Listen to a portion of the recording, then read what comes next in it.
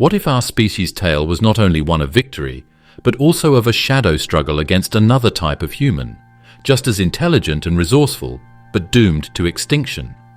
Neanderthals dominated frigid woods and windswept plains across Europe and Asia 40,000 years ago, hunting mammoths, manufacturing tools, and raising families under the harsh Ice Age sky. Then we arrived. They vanished within a few thousand years, leaving only fossils, a few cave drawings, and DNA markers in our bodies. Was it the climate? Was it violent? Was it us? This is the previously undisclosed narrative of what happened when two human worlds merged. The last Neanderthal. In the frigid wilderness of Ice Age Europe, a tiny band of Neanderthals sat around a fire, the flame throwing flickering shadows on cave walls. They had no idea at the time that they were among the last of their kind. For hundreds of thousands of years, their species adapted to frigid temperatures, hunted massive creatures, and flourished in harsh environments where few others could live. Their bodies were powerful and compact, shaped like living fortresses against the harsh winds. Their brains were also acute, capable of molding stone into swords, transforming animal sinew into cord, and maintaining fires that drove back the darkness of long winters. On the edge of survival, a slow-moving catastrophe was unfolding. Neanderthals had weathered countless challenges before: climate swings, predators, scarce food. But this time, something different was happening. A new species had entered their world, one leaner, more numerous, and endlessly curious. Homo sapiens, humans, us. And soon, the balance of power would shift forever. Archaeologists and geneticists now agree on one thing. By around 40,000 years ago, the Neanderthals were gone. Their disappearance wasn't like the flash of a falling meteor or the eruption of a killer volcano. It was slower, quieter, a drawn-out ending written in footprints, tools, and bones scattered across Europe and Asia. Some sites show thriving communities living almost to the very end. Others tell a story of decline: shrinking groups, malnourished skeletons, abandoned caves. But what caused it? For decades, theories bounced back and forth like spears at a hunting ground. Did early humans bring warfare, wiping them out in bloody conflict? Or was it competition over food and shelter, two predators vying for the same prey? Some researchers point to climate change, to sudden cold snaps that withered plants and drove animals to extinction, starving Neanderthals who had nowhere else to go. And then there's the DNA evidence, revealing not total extinction, but emerging, a legacy. As much as 2% of modern human DNA, especially in people of European and Asian descent, comes from Neanderthals, which raises a different possibility altogether. Maybe they didn't vanish in blood and fire. Maybe, in some sense, they became part of us. Neanderthals had survived ice ages before. They had endured bitter cold, shrinking forests, and dangerous predators like cave lions and hyenas. So why did this period, this arrival of modern humans, mark their final chapter? Some scholars believe it wasn't one cause but many. Environmental stress, shrinking genetic diversity, competition with humans, and perhaps even diseases carried by our species into their lands. Like a storm with too many fronts, the pressures hit all at once, leaving Neanderthals with no escape. Fossil records reveal that their last strongholds were in isolated peninsulas, such as Gibraltar, where tiny groups survived long after larger populations had vanished. Imagine the dying communities, families watching mammoth herds dwindle, winters lengthen, and distant smoke from human encampment rises on the horizon. Every year, fewer kids survive. Each search involved greater risk for less return. The millennia-old cycle of life began to break, and the fires were finally extinguished. The story is written in more than just bones and objects, though. It's written by all of us. People today have Neanderthal genes that affect our immune systems, skin, and even how our bodies handle being at high elevations. These pieces of DNA show that breeding with other species wasn't unusual. It happened often enough to leave a mark. That means the gap between us and them wasn't as clear as we thought it was. It's possible that the last Neanderthals didn't die out alone. Some of their children may have lived on and become part of the Homo sapiens population that was moving across the continent. Meet the Neanderthals. We need to get rid of hundreds of years' worth of myths about the Neanderthals before we can find out what really happened. For too long, they were portrayed as stereotypical cavemen, grunting, stupid, and barely able to stand up straight, while our species, Homo sapiens, was said to have made huge leaps in culture and intelligence. The real Neanderthals were not at all like that ugly picture. They did not fail tests on people. Even though they were different, they were still people. If one walked by you today dressed in current clothes, you might not even notice. Their bodies told the story of adaptation.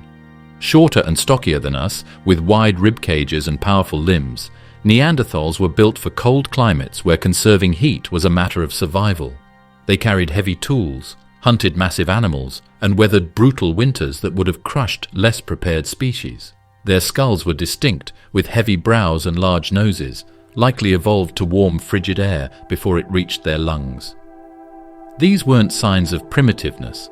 They were blueprints for survival in Ice Age Europe and Asia, honed over hundreds of thousands of years. But perhaps the biggest surprise came not from their bones, but from the artifacts they left behind.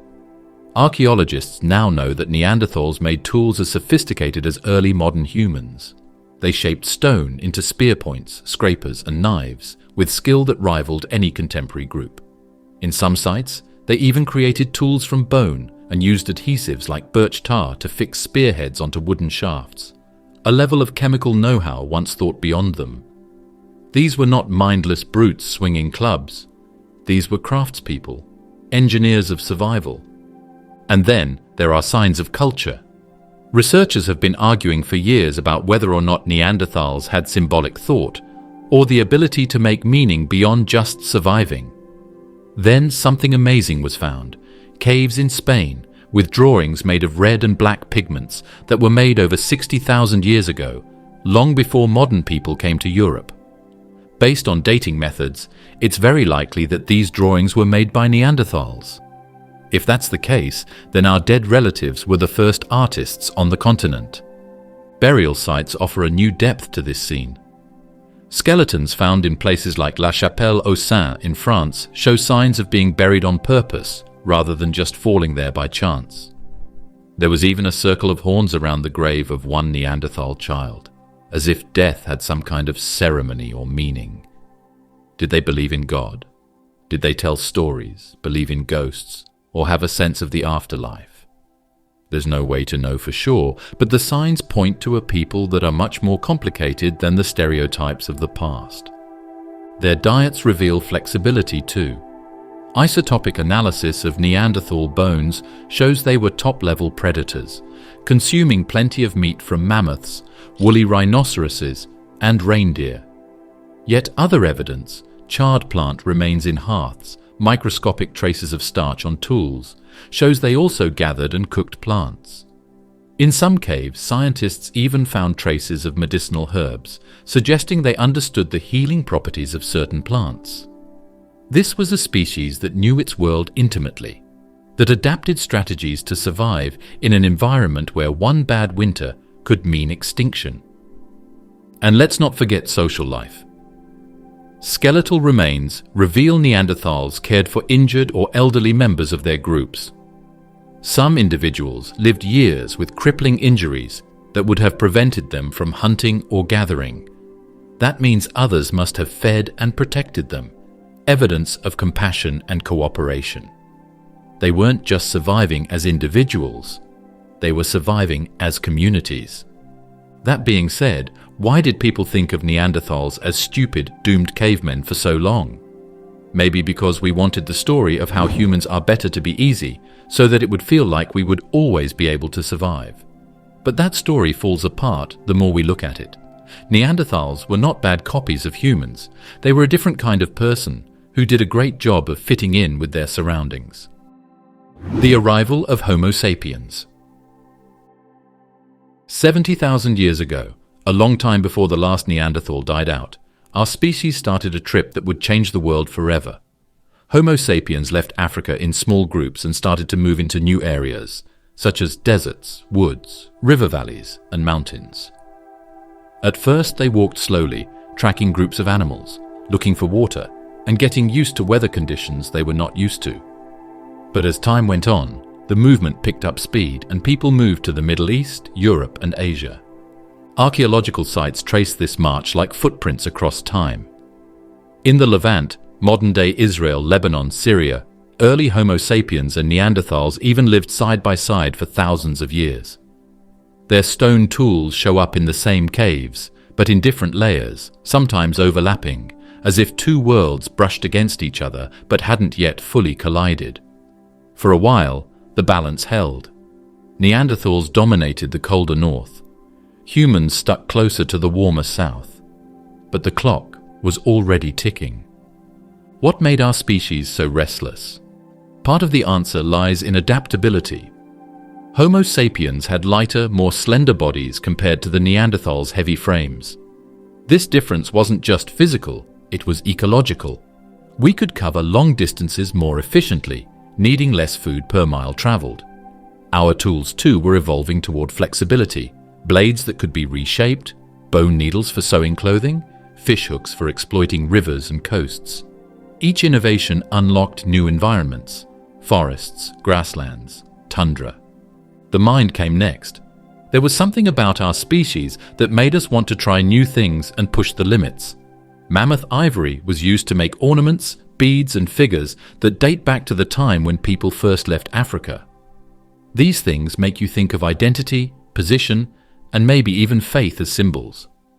As we've seen, Neanderthals had some of this, but Homo humans seemed to really accept it and use it to be very creative. Along our travel routes, whole cultures grew. They left behind cave drawings that still amaze us today, like those at Chauvet and Lascaux. As humans spread, the climate shifted in our favor. Around 50,000 years ago, glaciers retreated slightly, opening up new corridors of land and game. Mammoth herds roamed wide plains, rivers teemed with fish. For a while, abundance reigned, and both humans and Neanderthals thrived in overlapping territories. Yet population models reveal a critical difference. Homo sapiens reproduced faster. We traveled in larger groups, created wider trade networks, and shared ideas across greater distances. A new hunting technique discovered in one valley could spread across hundreds of miles within a few generations. Neanderthals, living in smaller, more isolated bands, didn't seem to have that same information highway. This was not yet a story of conquest, at least not immediately. For thousands of years, the two species coexisted. Archaeologists even find evidence suggesting they sometimes avoided each other, living in separate ecological niches. Neanderthals hunting in dense forests, while humans exploited open plains and rivers. It was a temporary peace carved by geography and luck. But as human numbers grew, that balance inevitably shifted. Assume you are a Neanderthal hunter who goes back to a valley he knows and finds people sleeping next to the river. These people speak different languages, have different tools, and move through the land in different ways. At first, maybe they were interested, trade, even breeding with each other, as DNA proof later shows. But as the years went by, the battle got tougher. There were fewer homes for animals and families, and there were more people. Ice Age swings brought brutal winters, shrinking forests, and dry summers that thinned game herds. For Neanderthals already living near the edge of survival, the arrival of a resource-hungry species like ours was a storm they could hardly afford. Extinction wasn't certain at this point. Neanderthals held on for a very long time. In ways that we are just now starting to understand, they changed, fought, traded, and lived with people. One species would go extinct, and another would take over later, after a long, complicated time of living together, in which the line between us and them became less clear than anyone thought possible. First contact. The two species had been moving through the same areas for tens of thousands of years, leaving behind stone tools, hunting camps, and fireplaces as they went.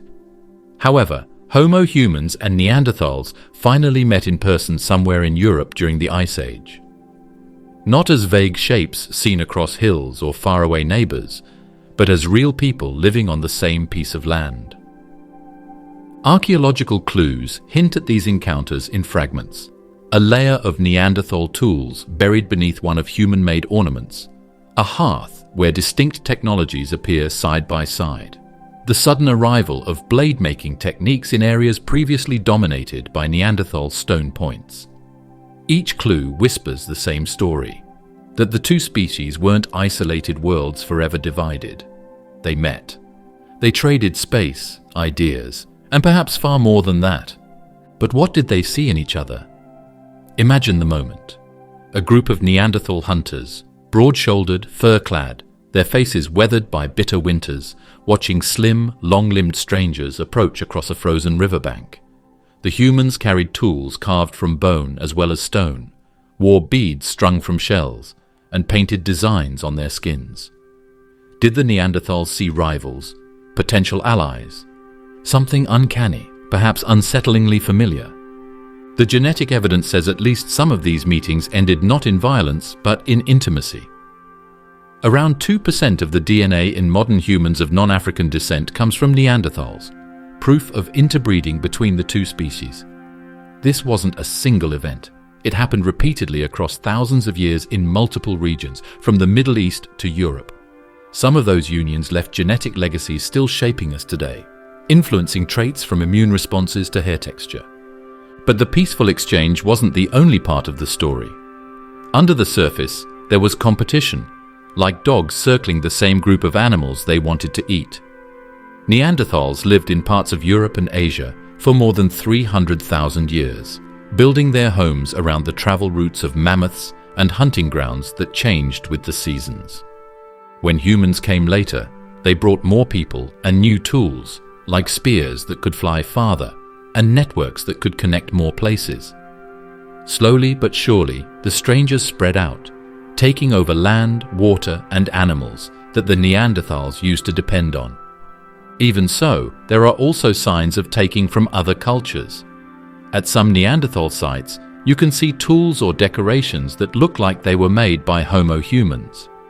Did we teach them these things? Did we learn from them? It could be either or both. In the deep past, there may have been a short exchange of knowledge across species lines. This wasn't just a trade of things, but also of ideas, methods, and even symbols. Tension must have grown as human groups expanded. Two intelligent social predators competing in the same shrinking environments rarely coexist forever.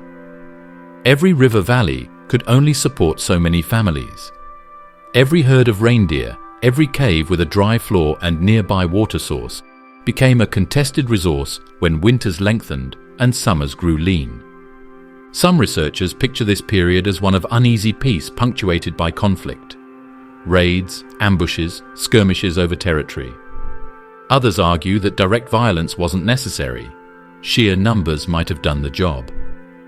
As human populations swelled, Neanderthals may have found themselves pushed into marginal lands, cut off from allies, and outcompeted for food long before the first arrow or spear flew. The weather got worse on top of everything else. Europe was hit by waves of sudden freezes that destroyed woods and fields.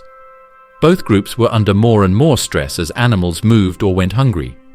People, on the other hand, were able to handle the problems better because they had better trade lines and could come up with new ideas faster.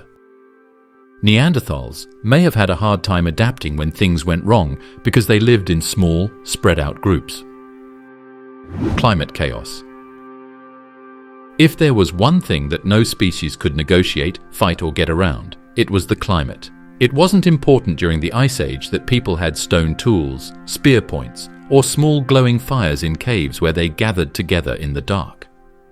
It changed the shape of continents, drained forests, and buried valleys in snow. Then, all of a sudden, it heated up again, drowning beaches and turning frozen fields into muddy swamps. Both Neanderthals and Homo humans had to learn how to read a world where the rules were always changing in order to stay alive. For hundreds of thousands of years, Neanderthals had proven masters of this game.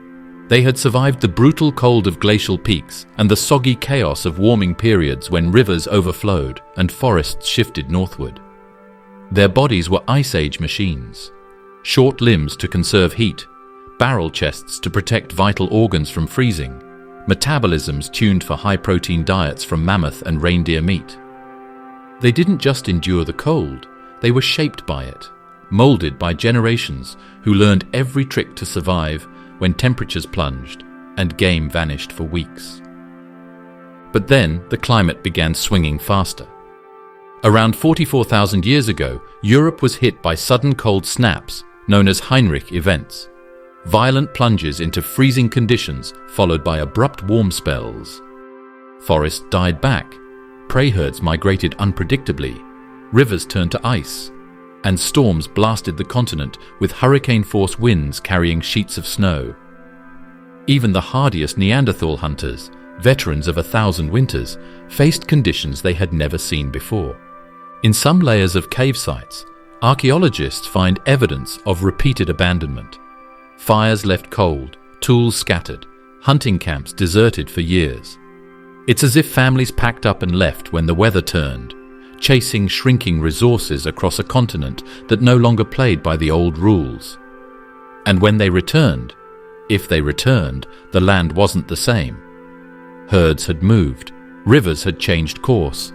Even familiar hunting grounds became hostile terrain. Homo sapiens had to deal with the same problems, but they were better at adapting. People built bigger networks so they could trade things and information over longer distances. Alliances with groups hundreds of miles away gave people in one valley access to food, tools, and safe cover when the weather turned bad. Neanderthals didn't have that safety net because they lived in smaller, more isolated groups. A few harsh winters could wipe out a whole community, leaving no one to help them rebuild. Food scarcity left marks in the bones themselves. Neanderthal remains from this period sometimes show signs of malnutrition, stunted growth in children, stress lines in teeth from interrupted development, even evidence of cannibalism in a few sites where survival may have pushed families past desperation. These weren't moral failings. They were the consequences of a world growing harsher, a world where even the top predators sometimes went hungry. And as if starvation and freezing weren't enough, the climate chaos hit Neanderthals with a second blow, shrinking genetic diversity. Small, scattered groups became cut off from one another when glaciers advanced or storms raged for decades.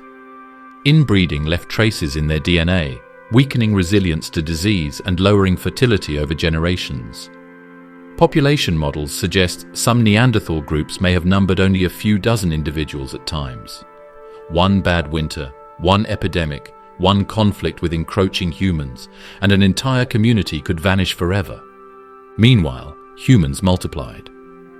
As the climate swung back and forth, Homo sapiens pushed into newly opened lands, spreading along river valleys and coastlines, following reindeer herds and mammoth trails with astonishing speed. Each decade brought more people, more camps, more competition for the same dwindling resources. Some experts say that this was the real turning point, not a single fight or invention, because the Neanderthals were slowly wiped out by cold, hunger, and being alone, while humans were able to keep going. They finished without going to war. Winter got longer, summer got shorter, and there was an enemy species that wouldn't die, even though everyone else tried to kill them both. Competing for the same land, people and Neanderthals lived together in Europe for several thousand years. During that time, the land itself became the scene of a quiet but constant battle. It was important that every stream, cave mouth, and valley full of reindeer flocks was looked after. Because there were more Homo humans, the Neanderthals had to deal with tougher competition for these resources than they had in the past. Neanderthals had long occupied prime hunting territories across Europe and Western Asia. Their way of life revolved around predictable patterns, following herds, returning to familiar caves, season after season, using knowledge passed down through generations to survive harsh winters and exploit rich summer hunting grounds. They were masters of these landscapes. But Homo sapiens were different. We didn't just move into open spaces. We pushed into the very heart of Neanderthal territory, setting up camps near rivers they had used for centuries, hunting the same herds, gathering the same plants, fishing the same waters. At first, there may have been room for both. The archaeological record hints that humans and Neanderthals sometimes occupied the same regions at different times, as if taking turns on the same stage. In certain valleys, layers of Neanderthal tools lie buried beneath layers of human artifacts, suggesting a back-and-forth presence rather than immediate displacement. But as human numbers grew, those gaps began to close. Overlapping camps appear in the same layers. Human tools appear in caves once dominated by Neanderthals, with no break in occupation at all. There had to be competition for resources. Think about two very dangerous animals hunting the same group of mammoths or bison. One species took more than the other, leaving less for the other. Neanderthals, who lived in smaller, more spread-out groups, probably felt the stress first. A bad winter, a few lost hunts, and a rival camp claiming the best cave near the reindeer crossing changed the odds of survival.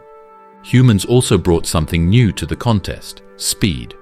Our lighter, longer-legged bodies covered more ground, followed migrating herds over greater distances, and linked far-flung groups into wider networks. When food grew scarce in one valley, humans could move quickly to another. Neanderthals, adapted to smaller territories and colder climates, lacked this same mobility advantage. Then there was technology.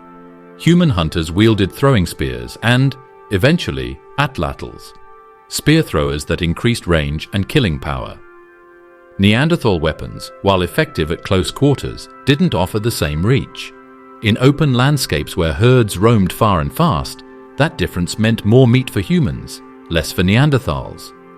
Some scientists argue this competition wasn't always violent. It didn't need to be. Outnumbered, out-innovated, and increasingly outmaneuvered, Neanderthals may have retreated from prime territories simply because humans claimed the best spots first.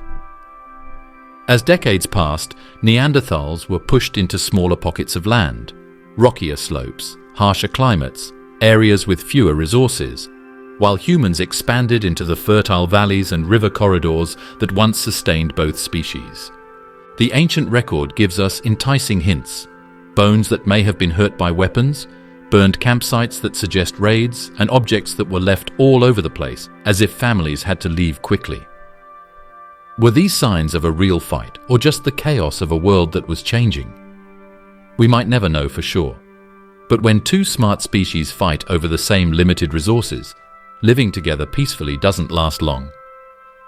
But what really stands out is how long the balance stayed in place.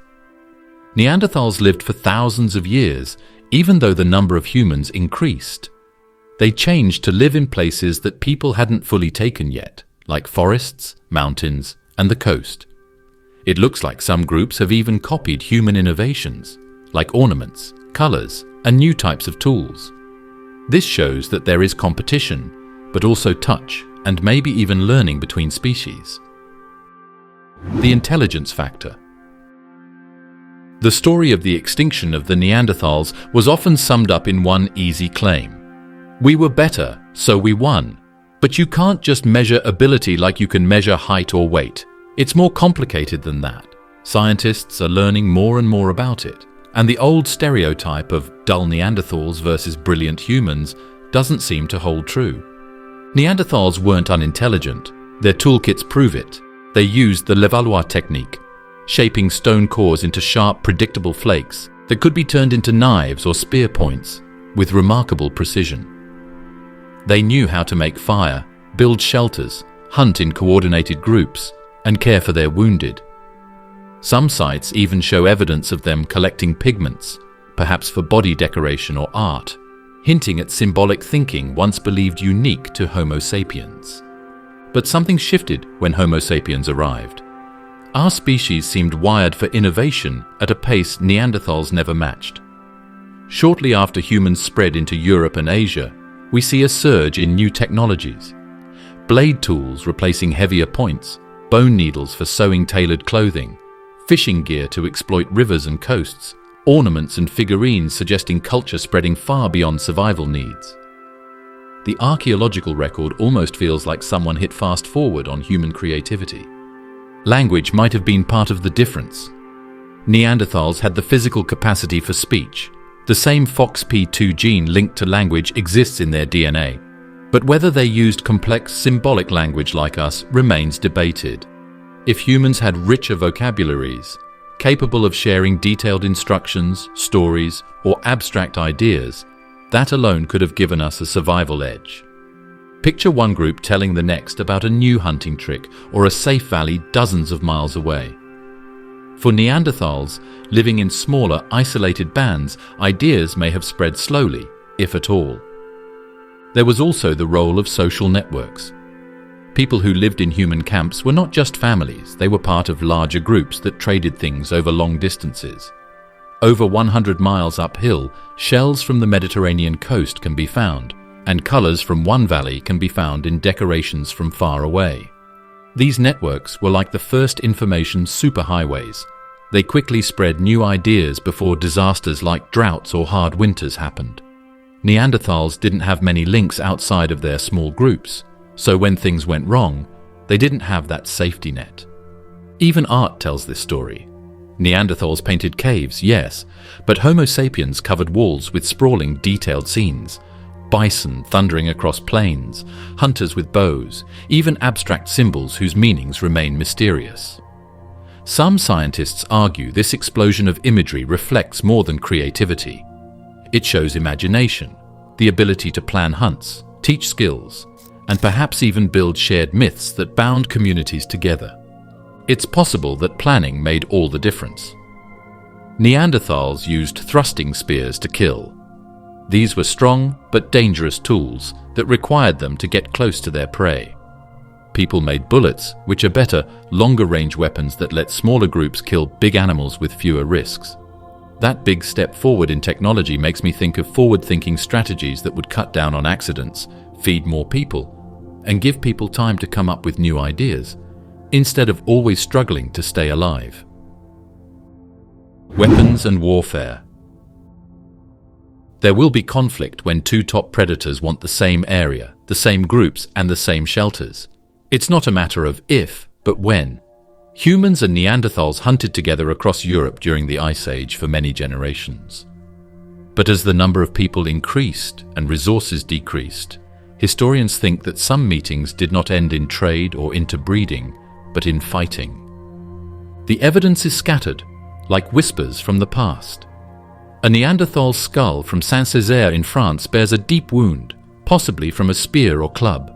Another from Shanidar Cave in Iraq shows a healed fracture, proof the individual survived a serious blow years before death. Were these injuries from hunting accidents, fights within their own groups, or clashes with modern humans? We may never know for certain, but the timing, just as Homo sapiens expanded into Neanderthal territory, makes the possibility hard to ignore. Weapon technology may have tipped the scales early. Neanderthals relied on thrusting spears, powerful weapons for close-range hunts. Imagine stalking a mammoth, waiting until the right moment, then charging in to drive a spear by hand into its flank. Deadly, but dangerous. Many Neanderthal skeletons show healed fractures consistent with massive animals fighting back. Their hunting style demanded strength, courage, and risk. Homo sapiens brought something different. Distance. We developed throwing spears and later, spear throwers called atlatls, mechanical levers that hurled projectiles with lethal speed and accuracy. With these, humans could kill from farther away, avoiding the dangers of close-quarter hunts, and, if necessary, close-quarter fights. A tribe with long-range weapons didn't need to charge into enemy lines to strike a blow. Numbers mattered too.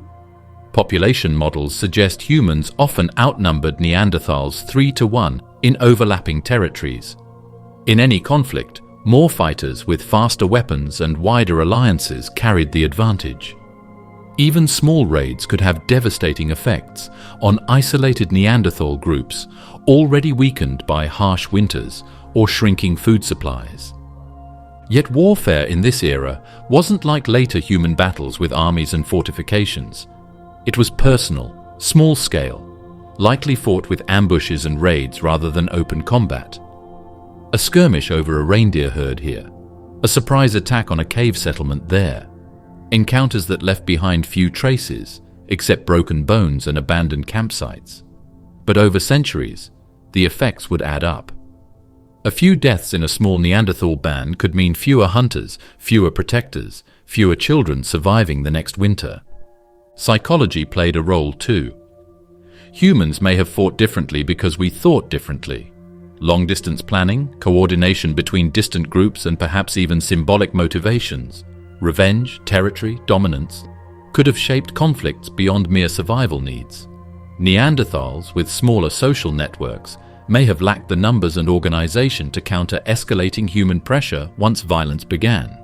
However, direct combat probably wasn't enough to get rid of them.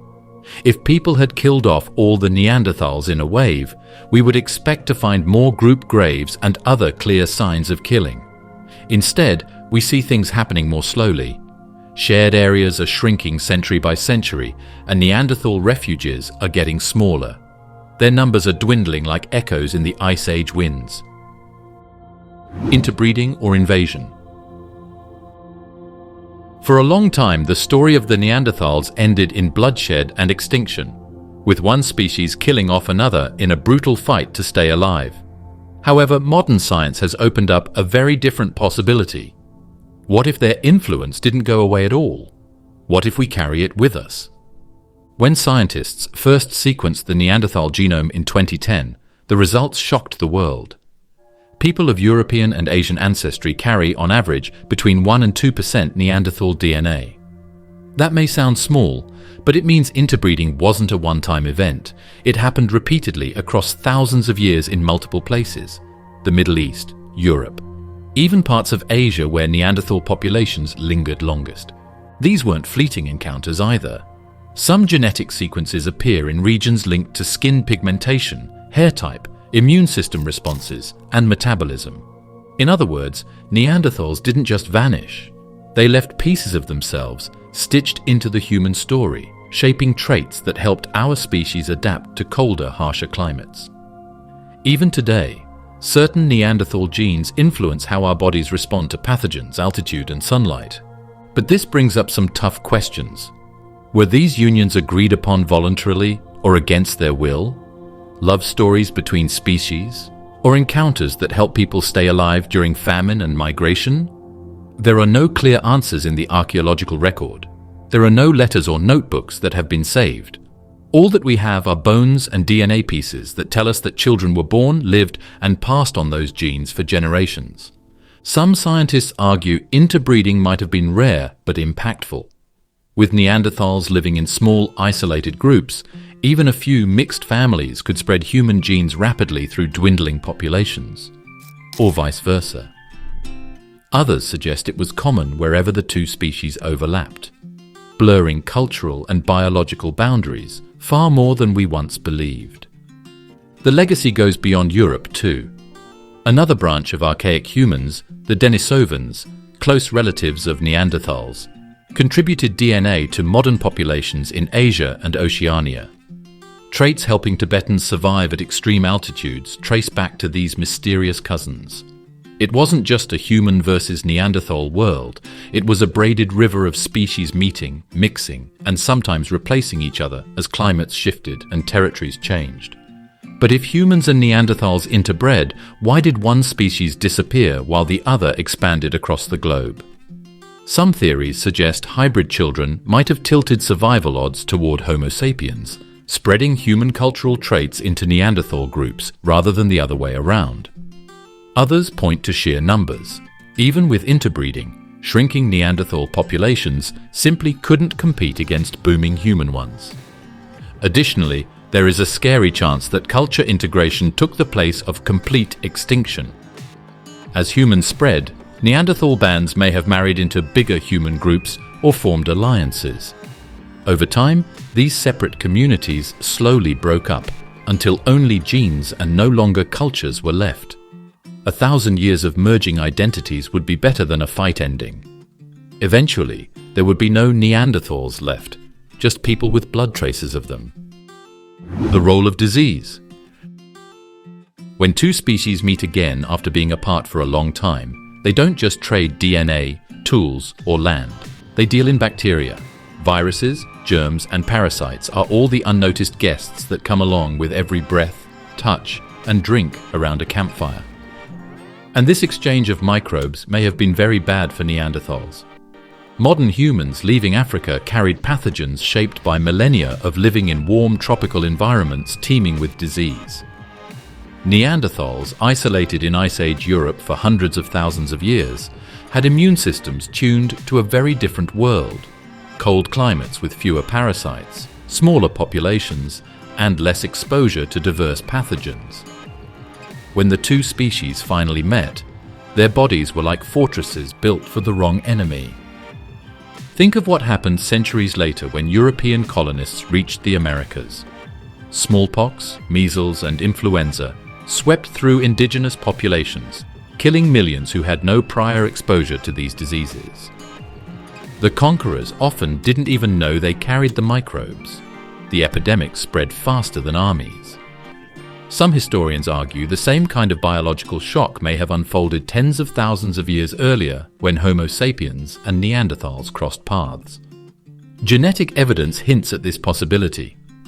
Modern humans carry certain Neanderthal immune system genes, including some involved in recognizing pathogens and triggering inflammation. That suggests interbreeding may have passed both helpful and harmful traits between the species, new defenses, but also new vulnerabilities. Some Neanderthal genes linked to stronger immune responses in ancient times are associated today with autoimmune disorders, where the body attacks itself.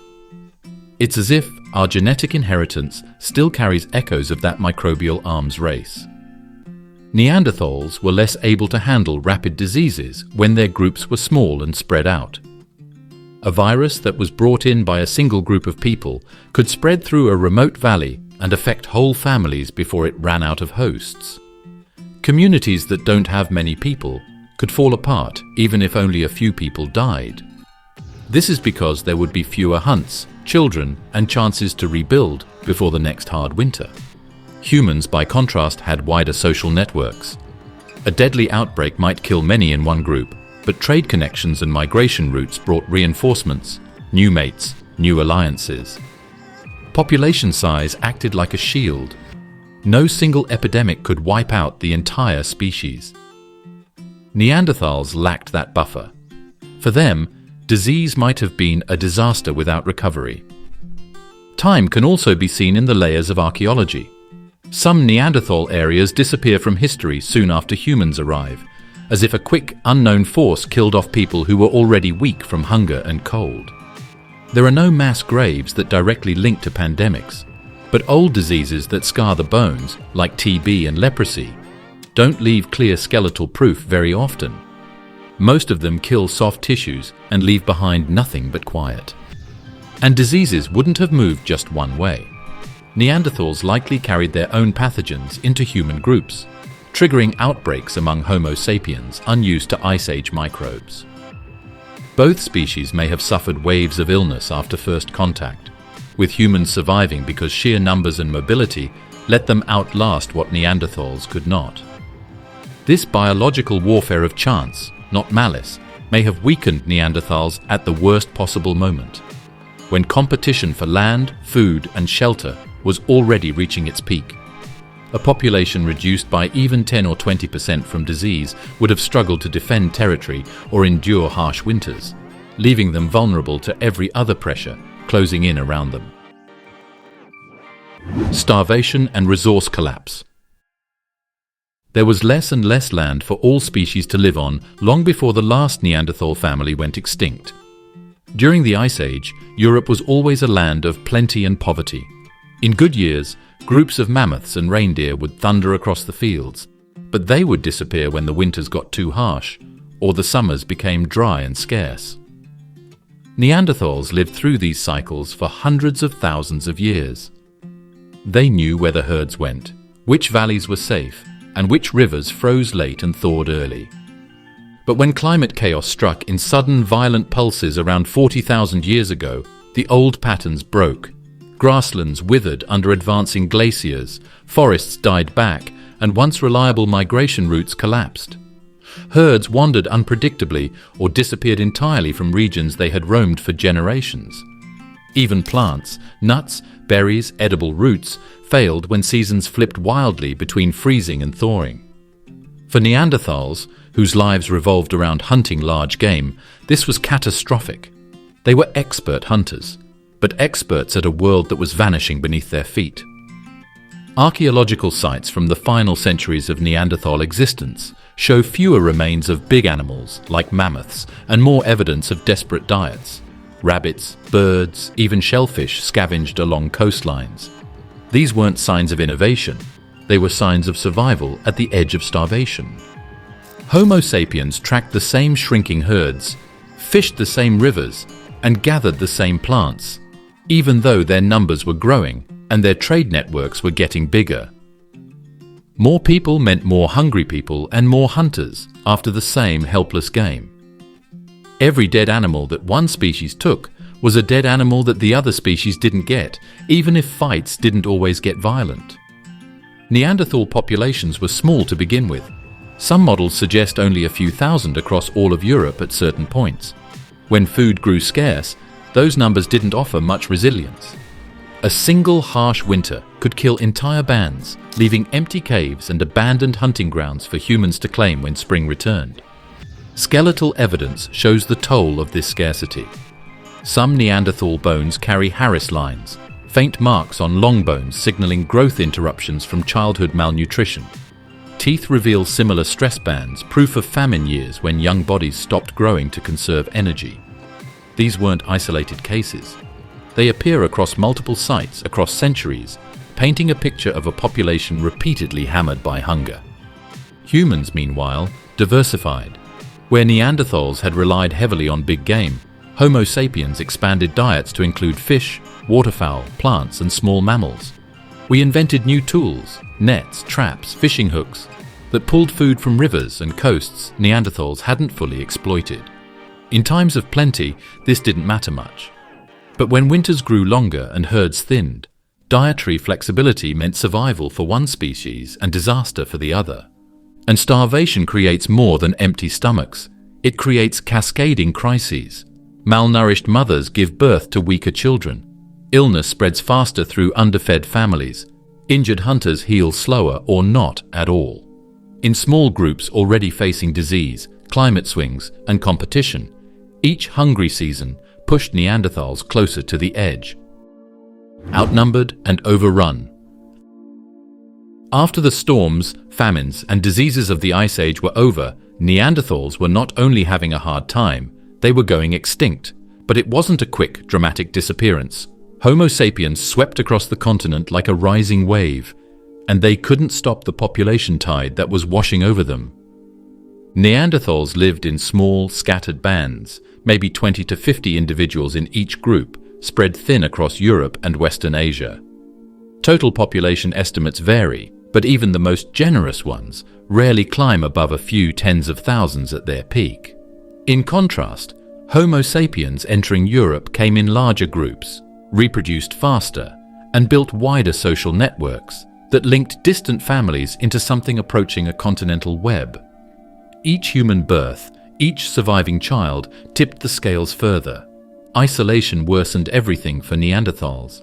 When a valley community dwindled from famine or disease, there were no neighboring bands big enough to help repopulate it.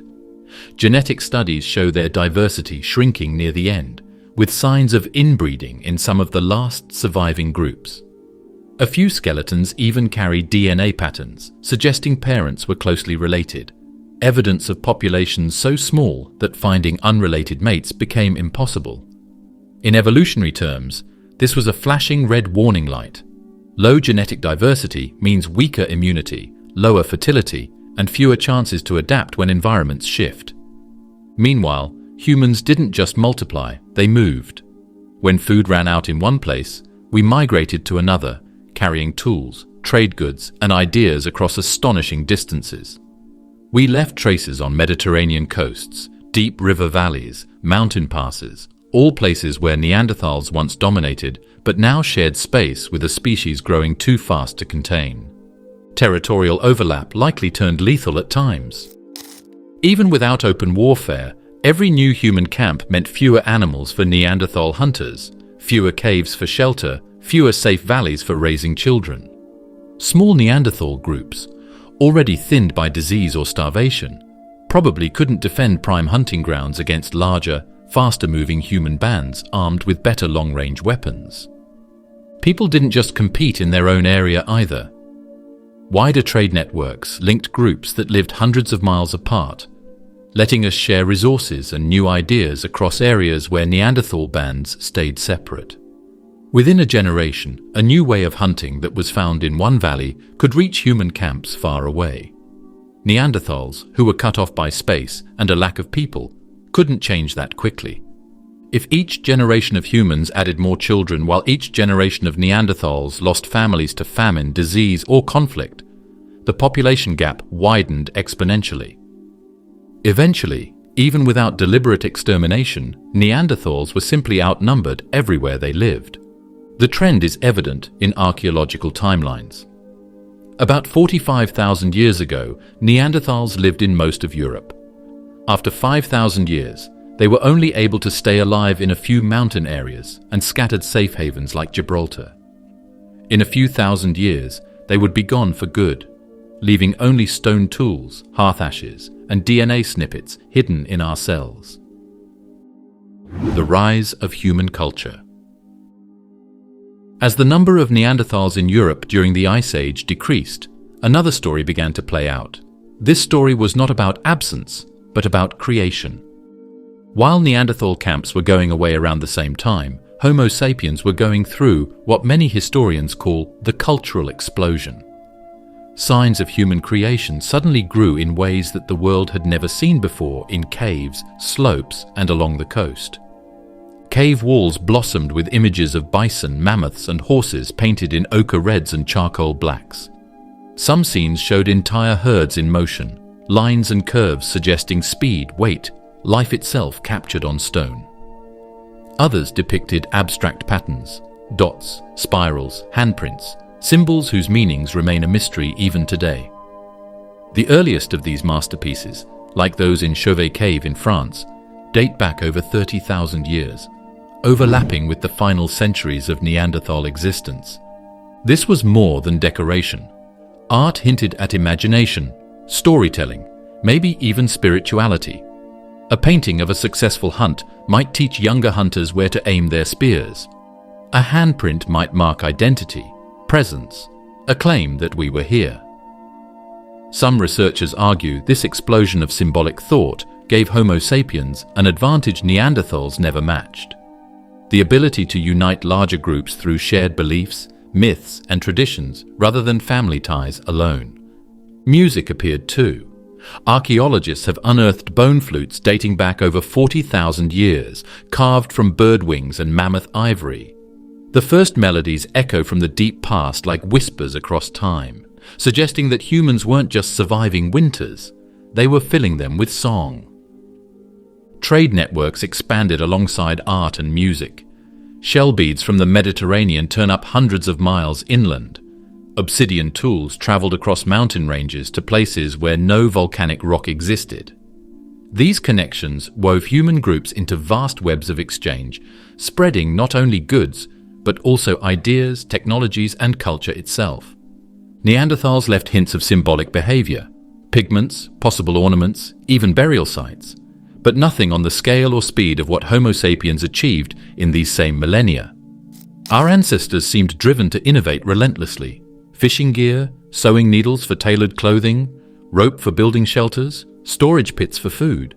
Each invention made survival easier, freeing time for more invention, more art, more trade, a self-reinforcing cycle of creativity feeding on itself. Some experts believe that this speeding up of culture is what caused humans to take over every region while Neanderthals died out. Larger social networks made it easier for ideas to spread quickly. This meant that a breakthrough in one valley didn't stay there. It spread to other areas, giving them the same benefits without having to start from scratch. Neanderthals, on the other hand, lived in smaller groups that were farther apart. It's possible for a new tool or method to only reach one valley before the people who made it die of hunger or disease. During this time, rituals may have also grown. Beads, red ochre, and even carefully arranged animal bones have been found in some grave sites of early Homo sapiens. which may indicate that these people believed in an afterlife. Sharing traditions could have brought people from different areas closer together and helped them get through droughts, failed hunts, and hard winters. Then there's the language. The anatomy and DNA of Neanderthals suggest that they spoke in some way. However, Homo sapiens may have created deeper, more complicated languages that could communicate abstract ideas. It's one thing to show a kid how to make a stick. Myths about things like why mammoths move or how the stars help people find their way home help generations connect and form a sense of identity. Culture was more than just a way to stay alive. It was also a way to remember, imagine, and connect with others. The last strongholds. A lot of Europe was taken over by Homo sapiens, but the Neanderthals didn't just disappear. In isolated beaches, windy valleys, and mountain caves, they survived for thousands of years after humans took over as the main species on the continent. These were the last fortresses, the last traces of a world that was going away. Gibraltar's Gorham's Cave is one of the most well-known. It is at the southern tip of Spain. Neanderthals lived on this small peninsula, bordered by cliffs and the sea, for a long time after they went extinct in other places. Hearths, stone tools, and animal bones from about 32,000 years ago have been found in archaeological layers. This is a long time after people had moved to the rest of Europe. One of the last Neanderthal groups was safe from the changes happening across the continent for many generations in this rocky haven. Similar news can be found on other sites. Things made by Neanderthals show up later than anywhere else in Croatian mountain slopes, Caucasus caves, and some places in Siberia.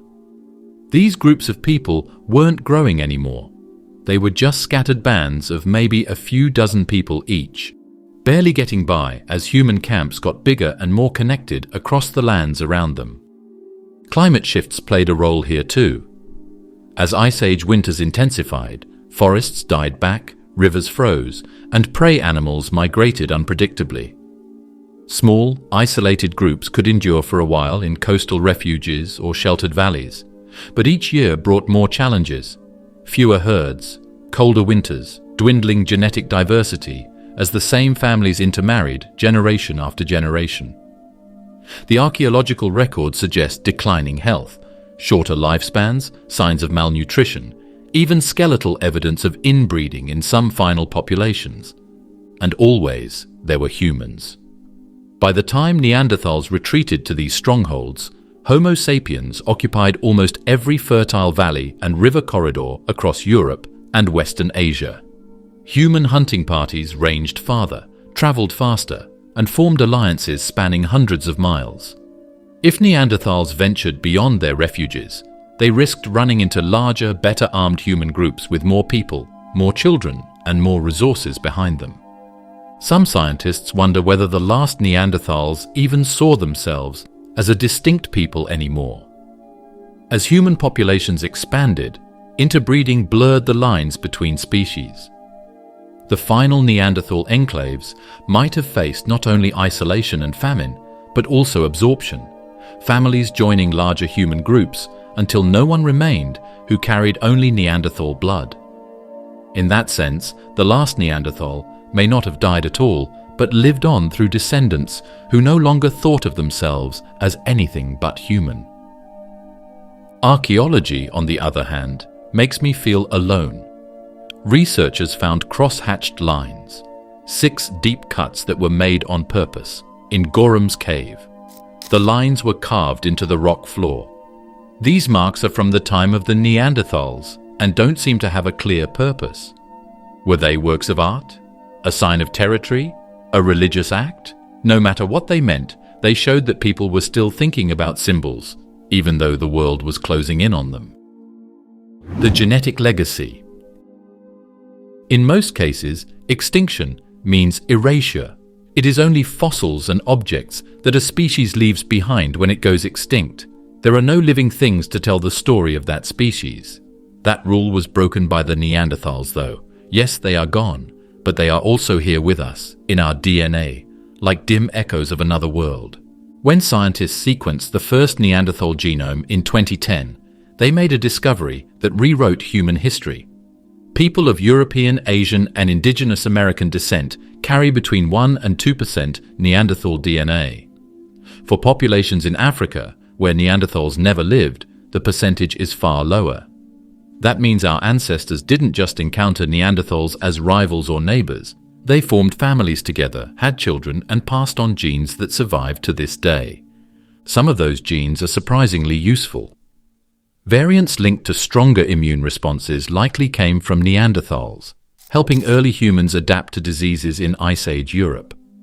Others influenced skin and hair traits, possibly aiding survival in colder, darker climates by affecting vitamin D production or body temperature regulation. One gene variant even affects how our bodies respond to high altitudes, with connections traced not to Neanderthals, but to Denisovans, their close relatives in Asia. Himalayan populations like the Tibetans carry this adaptation today, a gift from interbreeding tens of thousands of years ago. But not every inheritance was beneficial. Some Neanderthal genes are associated with higher risks of autoimmune disorders, allergies, even depression in modern populations. What helped our ancestors survive ancient pathogens may, in today's world, confuse our immune systems into attacking the body itself.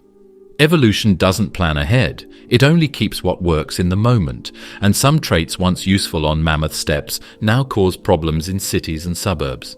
They're not just fossils in museums. Neanderthals are family. People with non-African heritage carry tiny pieces of their history in their cells. These are bits and pieces of a species that painted caves, buried its dead, lived through the ice ages, and only disappeared after hundreds of thousands of years on Earth. They live on in people, not as ghosts, but as threads in the weave of life. Some studies suggest up to 40% of the entire Neanderthal genome survives today, scattered across billions of humans. No one person carrying more than a small fraction, but collectively preserving much of what made Neanderthals who they were. In a sense, extinction didn't erase them. It scattered them so widely they became immortal in a form no one expected. This legacy challenges old ideas about superior humans replacing inferior ones. If Neanderthals were truly lesser beings, why did our ancestors choose them as mates? The genetic record tells us these weren't just chance encounters. They happened often enough to leave lasting marks. Whatever differences separated the species, they weren't always barriers to love, family, or shared lives beneath Ice Age skies. It also makes it hard to tell the difference between us and them. There was no one day when Neanderthals stopped living and people started. Children of mixed ancestry have lived in camps for thousands of years, where they learn to use tools and follow traditions from different groups. When the last clear-cut Neanderthal groups went extinct, their offspring were already living in human villages all over the continent. Rethinking the extinction. For more than 100 years, the story of the Neanderthals was told in broad strokes. They were dumber, slower, and less clever. So when Homo sapiens came along, they were gone. The story was about winners and losers, and people had to be replaced at some point. But modern science has broken that neat story apart and replaced it with something much more complicated and even scary. Because the more we look, the more clear it is. The Neanderthals didn't just vanish for no reason. There wasn't a big fight where the last of them died. Not a single disease is spreading across the continent. There was no volcanic activity or weather event that erased them overnight. Instead, it looks like their extinction was caused by a storm of overlapping pressures that happened all at once over thousands of years. These pressures included climate chaos, decreasing food sources, disease, human competition, and a loss of genetic variety. Climate shifts alone didn't do it. Neanderthals had survived Ice Age extremes for hundreds of millennia. Human competition alone didn't do it either. They coexisted with us for at least 5,000 years in Europe, sometimes interbreeding, sometimes trading, sometimes occupying the same valleys without immediate conflict. Even starvation can't fully explain it. Some Neanderthal groups adapted by hunting smaller prey, fishing or foraging plants when large game vanished. They were survivors, until they weren't. Researchers now think that it wasn't just one disaster, but the speed and size of many forces coming together at once. A small, isolated group of people had to deal with sudden changes in the weather, waves of disease, more people, and the loss of good hunting grounds. Each blow might have been enough to keep them alive. Together they made a trap that got tighter with each century. Mathematical models reveal how little margin for error Neanderthal populations had near the end. With so few individuals in scattered bands, even slight declines in birth rates or survival odds could trigger irreversible collapse within a few hundred years. One harsh winter, one epidemic, one human migration wave pushing into a key valley, and entire communities might vanish, leaving no one to carry their lineage forward. But extinction here didn't mean total disappearance. As genetic evidence shows, interbreeding blurred the line between us and them. Many Neanderthal groups likely merged into expanding human populations, their identities dissolving rather than being violently erased. In some regions, the last Neanderthal may not have been a lonely figure dying in isolation, but a child of mixed ancestry growing up in a human camp, speaking human languages, learning human traditions, until no one remembered the difference anymore. This view changes how we see prehistory. Instead of a simple conquest story, superior humans replacing inferior Neanderthals, we now picture centuries of interaction, trade, rivalry, intermarriage, cultural borrowing, occasional conflict, shared landscapes. A world where two kinds of humans met again and again under Ice Age skies, shaping each other's histories before one lineage finally disappeared as a distinct people. The Neanderthal within us. Neanderthals were seen as the other for hundreds of years. They were thought to have been beasts dressed up as humans who lived in caves and were too simple to compete with our apparently more advanced ancestors. We are different from them, but the line between us and them softens until it almost disappears. Because under layers of myth and misunderstanding, Neanderthals look less like an evolutionary dead end and more like another version of humanity, different in some ways, yet familiar in many others. Start with culture. Archaeologists once believed symbolic thinking, the ability to create art, jewelry, rituals, belonged solely to Homo sapiens. Then pigments turned up at Neanderthal sites, shells with traces of red and yellow ochre, bird bones likely stripped for feathers, possibly for decoration, carvings in cave walls at Gorham's Cave in Gibraltar forming deliberate geometric patterns, even burials where bodies were carefully placed, sometimes with tools or animal bones nearby. These weren't the acts of mindless brutes. They were the behaviors of people making meaning in their world. They cared for each other too. Skeletons show individuals who lived for years, despite injuries that would have made them unable to hunt or gather. Someone fed them, protected them, kept them alive when pure survival logic might have left them behind. That kind of compassion doesn't fossilize easily, but it lingers in healed bones and sheltering hearths. Language? The evidence grows stronger each year. Neanderthals had the FOXP2 gene, critical for speech in humans, and the anatomy of their throats and ears suggests they could produce and hear complex sounds. Maybe their languages weren't identical to ours, but there's no reason to think they lived in silence. Conversations, stories, warnings about hunting grounds or storms. They likely spoke about all the things any human community speaks about when surviving together. The DNA is also there. Neanderthals left behind 1% to 2% of the genomes of people who are not African. This affects everything from hair color to immune systems to how our bodies deal with cold weather. Their genes can be found in the hearts of billions of people living today, a genetic reminder of Europe in the Ice Age. Some studies even find genes that are related to how our brains work today, which suggests that some parts of their way of thinking still affect how we think. The picture forming now is not of a failed species, but of a human relative remarkably like us. One that survived for hundreds of thousands of years in some of the planet's harshest environments before a tangle of climate chaos, competition, and chance finally ended their distinct identity. They didn't go away like mammoths or saber-toothed cats did. They joined us. We are them. Neanderthal DNA in every cell breaks down a piece of the old story that made a clear divide between modern humans and our so-called cousins. We're not clean in any way. We are mosaics, made up of people who have met and mixed since prehistory. What their end teaches us. The Neanderthals' story isn't just about the past. It's like a mirror for our own species, showing us that being dominant doesn't mean you'll stay that way. Neanderthals lived through more than 300,000 years of harsh conditions. They escaped the Ice Age, hunted mammoths across frozen fields, lived through volcanic eruptions, and adapted to environments that would kill modern humans in weeks. But even they, who were experts at staying alive, went extinct when too many problems came up at once. Neanderthals didn't fail because they were weak or foolish. They failed because the world around them changed faster than they could adapt.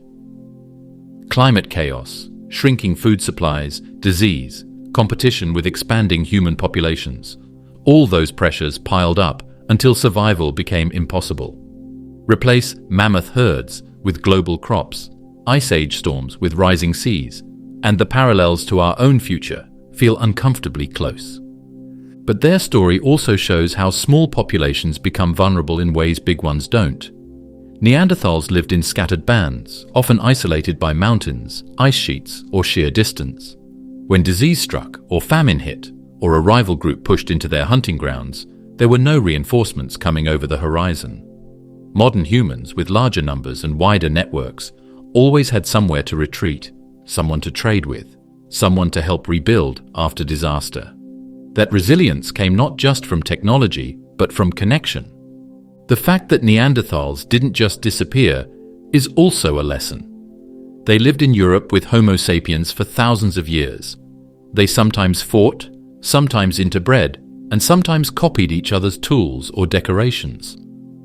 Their extinction wasn't caused by a single fight or an abrupt end to the world. Rather, it happened over time and in a variety of ways. The majority of extinctions happen in this way, little by little, until one day there are no more tracks, no more hearth fires, and no more kids growing up to carry on the family name. And yet, they're not entirely gone. Fragments of Neanderthal DNA survive in billions of people today, shaping everything from our immune systems to our metabolism. Their art survives in cave walls. Their tools rest in museums. Even the image of the caveman, crude as it is, keeps their memory alive in our imaginations. They disappeared, but they left fingerprints all over the human story. The most important lesson might be about luck. For most of history, people have thought that being smart or strong determined who lived or died. Neanderthals were smart, though. They were strong.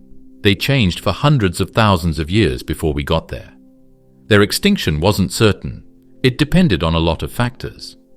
If things had gone differently, if the weather had been warmer, people would have moved more slowly, and there would have been fewer diseases. Maybe Neanderthals would only remember us through pieces of bone, while they told stories around a fire. Neanderthal's story isn't just about extinction. It's also about survival, adaptation, and the very thin line between the living and the dead. Their genetic traces can be found in our bodies and in the frozen caves of Europe during the Ice Age. They were never the dumb monsters that history says they were. Instead, they were a kind of people who lived in the same world as us. As we piece together their memories, we learn more than just how they died. We also learn how we lived. If you want to learn more about the secrets of our distant past, please subscribe and come with us on our next trip into the pages of history that have been lost.